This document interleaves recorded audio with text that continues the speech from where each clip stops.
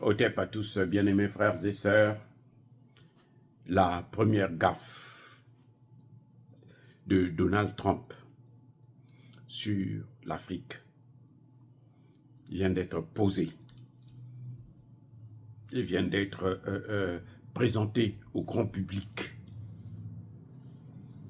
Alors, de quoi s'agit-il?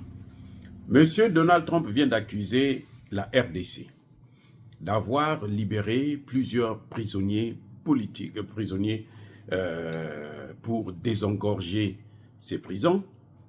Et ce sont des milliers et des milliers de prisonniers qui ont été libérés. Et Donald Trump dit que le Congo les a envoyés aux États-Unis. Ça dit que...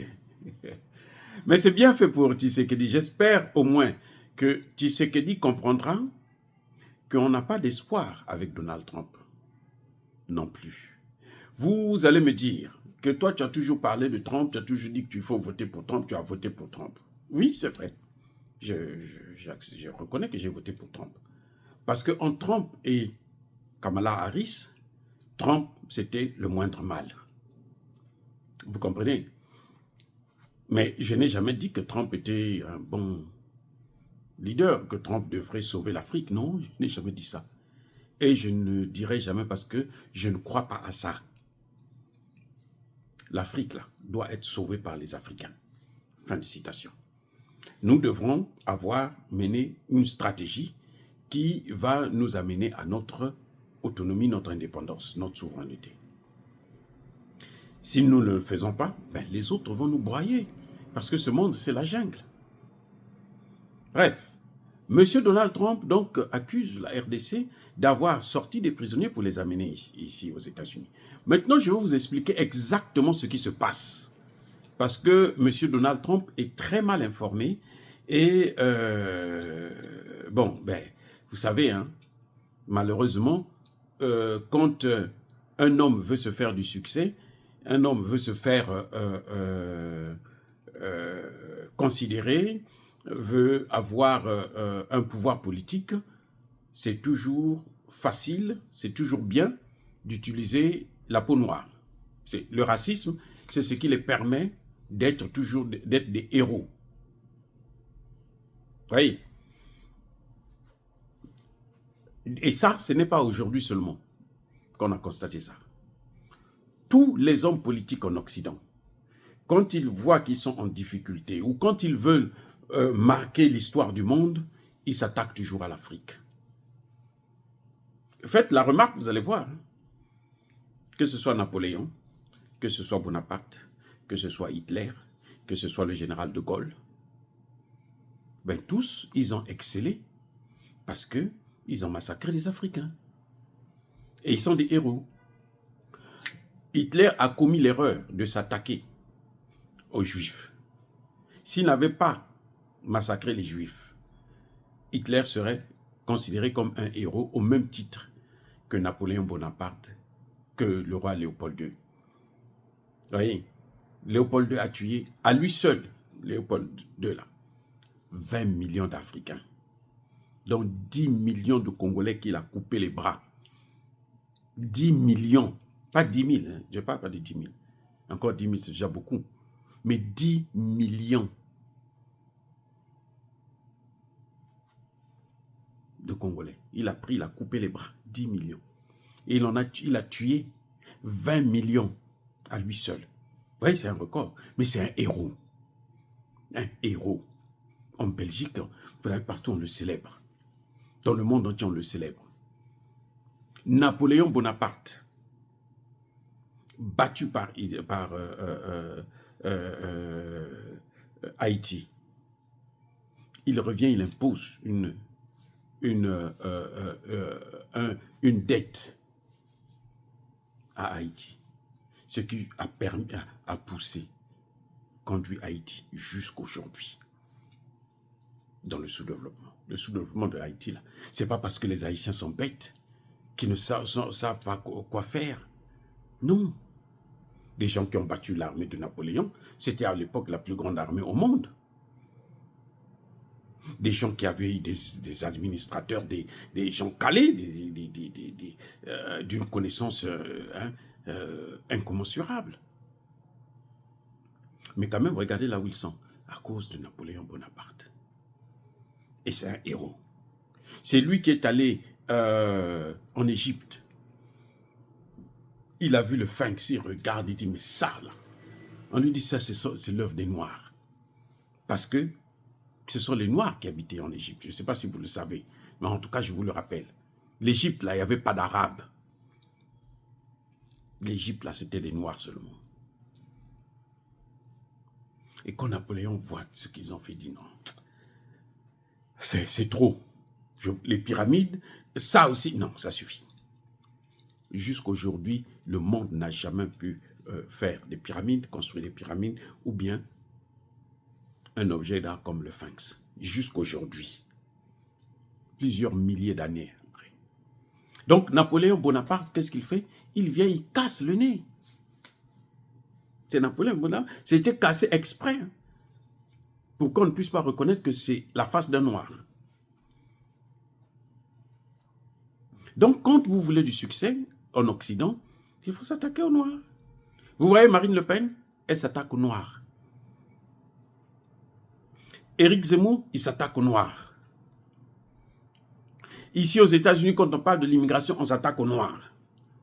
Je veux vous dire une chose, c'est que sur 10 immigrés qui rentrent clandestinement aux États-Unis, il y a peut-être un seul noir, sinon 0,0001. Sur 100 immigrés, vous avez un noir. Les immigrés, quand vous voyez les immigrés là, 10 millions, 15 millions sont rentrés en 4 ans, des trucs comme ça là. Ce sont les hispaniques. Ceux qui viennent de l'Amérique latine, là, le Mexique, Colombie, machin, tout ça. Ce sont eux. Mais on regarde les Noirs, on dit que, oh, c'est Haïti, ce sont les Haïtiens. Mais Haïti a quelle population? Haïti compte moins de 20 millions d'habitants. S'il y a eu 15 millions qui sont rentrés en si peu de temps, mais donc Haïti, il n'y a plus personne là-bas. Est-ce que vous voyez là où je veux en venir? Mais on met ça quand même sur les Haïtiens. On dit que ce sont les Haïtiens qui mangent les chiens, les chats. J'étais en Haïti. J'ai passé 5 ans dans ce milieu-là. C'était pas que j'étais quelque part où je le regardais de loin. Non, j'étais dans leur milieu. Je mangeais avec eux, je dormais avec eux, on buvait ensemble et tout. Je n'ai jamais vu un Haïtien me parler même du fait que le chat peut se être mangé. Je n'ai jamais vu ça, jamais. En 5 ans, sur le terrain. Et pas sur le terrain, quelque part dans un hôtel caché, non. Dans leur milieu, avec eux. On fait les mêmes choses, de toute la façon, la même culture. Donc, les Occidentaux, je veux dire, le Coderne, hein, ils disaient, les Africains, il faut les envoyer dans les régions là, avec les Haïtiens. Parce qu'ils sont en Afrique, il y a la jungle. Eux, ils vont s'habituer à la jungle d'Haïti. Et donc, quand on partait, en tout cas, moi, je n'avais pas de problème. Au contraire, j'étais même très heureux parce que je me retrouvais. Mais quand même, c'est ceux-là qu'on accuse. Oh non, oh, eux, ils mangent les chats. Donc, toute la campagne de Donald Trump s'est focalisée sur les Haïtiens qui émigrent en masse. Maintenant, en ce qui concerne, revenons maintenant en ce qui concerne la RDC. Il y a eu un coup d'État, il y a quelques mois, d'un certain Christian Malanga. Mananga ou Malanga, Mananga je crois. Ce Christian Mananga, c'est un Congolais qui s'est naturalisé américain. Il s'est marié avec une blanche américaine, avec laquelle il a eu un enfant, donc un métis. Il est rentré avec un certain nombre de personnes, parmi lesquelles certains Américains blancs, qui sont arrivés en RDC et qui ont tenté un coup d'État pour renverser le pouvoir de Tshisekedi. Ça a échoué. Christian Mananga, le meneur du coup d'État, a été neutralisé sur le champ. Son fils et d'autres ont été arrêtés. Ici, à la Maison-Blanche, les parlementaires, donc sénateurs, représentants et autres, qui disent qu'au Congo, il n'y a pas de justice. Il n'y a pas des instances pour juger les Américains qui ont tenté de tuer un président.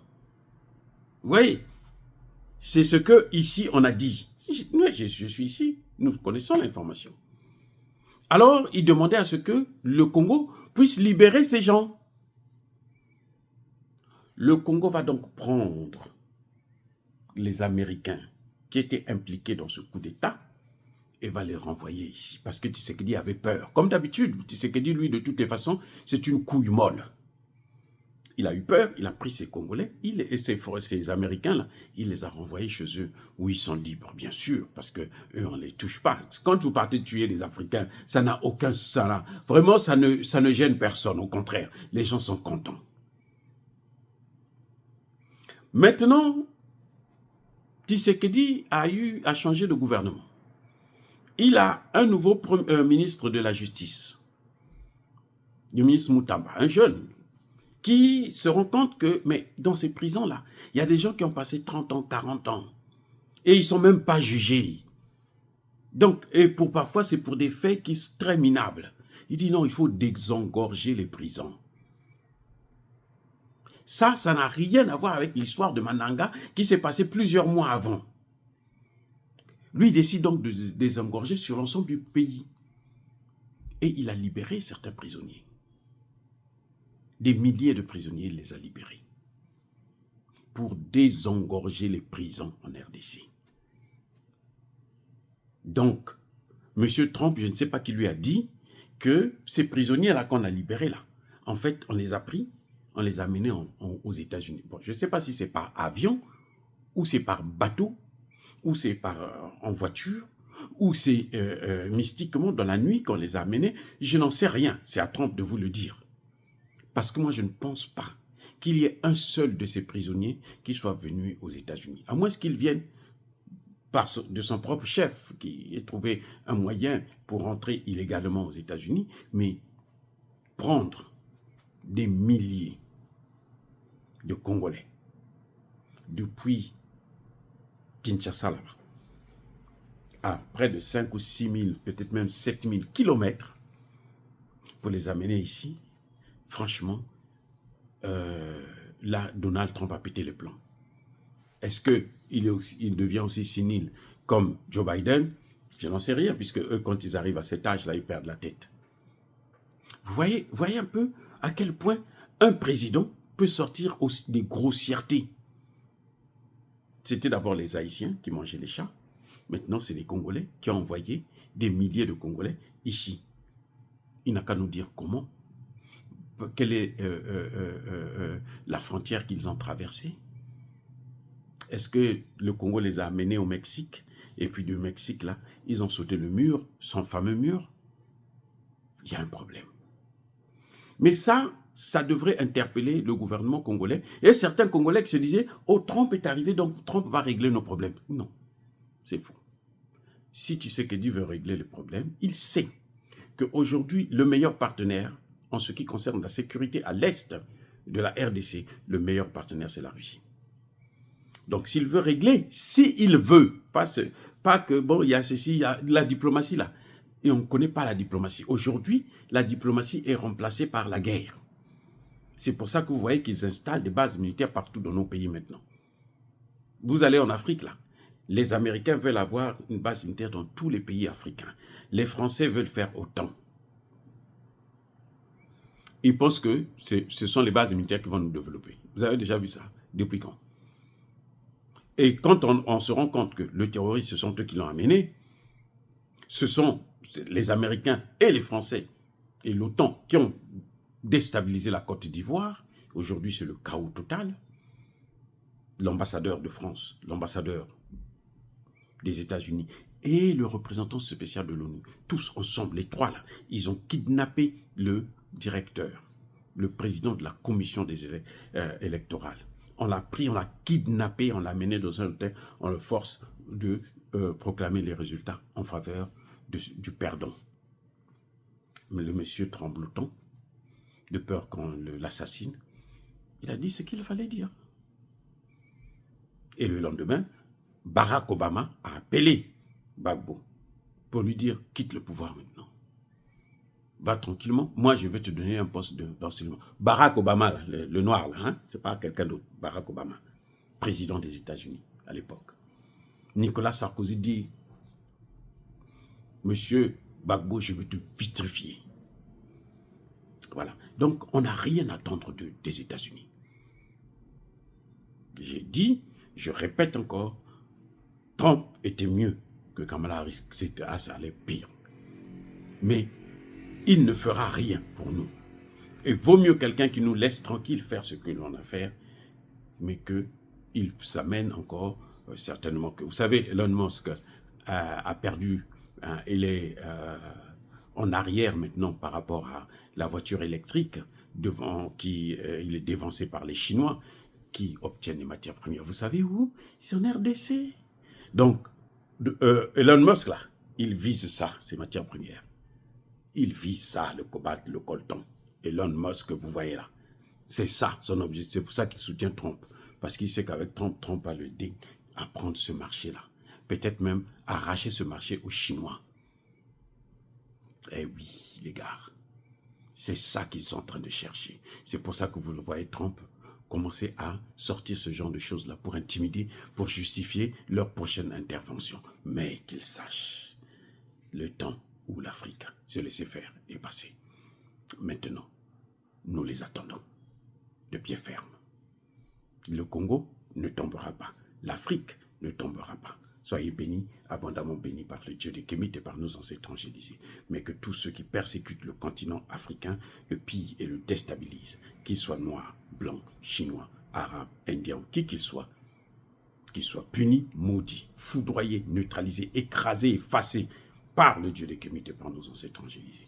Vive l'Afrique éternelle. J'ai dit et j'assume.